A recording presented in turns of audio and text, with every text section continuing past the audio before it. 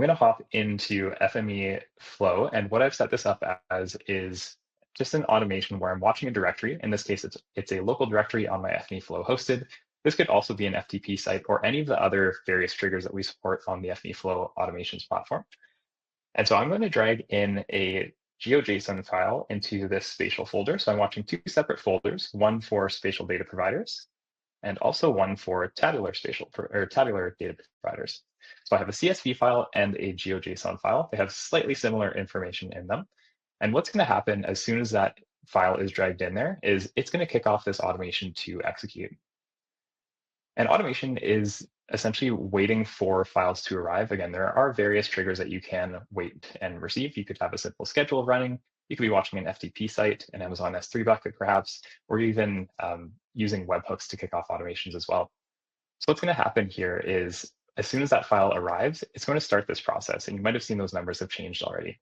We're simply going to log that information and determine whether we need to run a spatial dynamic schema mapping workflow, again, using that agentic AI use case, or tabular. So that's why we're watching those two separate folders. By now, I can switch over to the output folder. And if I give this a refresh, we can see that I have two new files that were just created.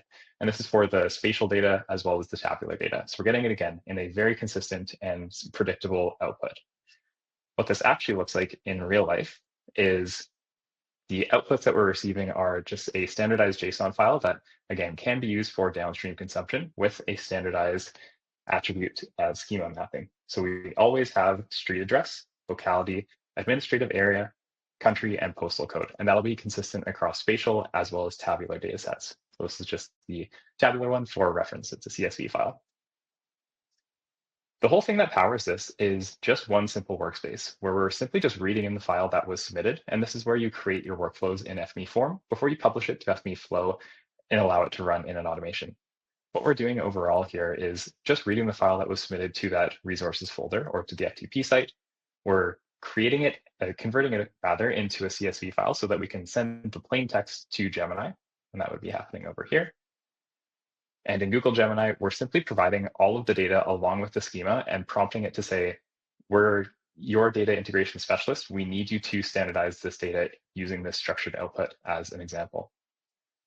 The Google Gemini connector, along with some of our other AI connectors, now support these structured outputs. And this is where you can define the JSON structure for this. This is something that is extremely helpful to do in the Google Vertex AI platform because they have some examples of structured outputs that you can use, copy and paste into here, and of course, change the schema to meet your own requirements as well.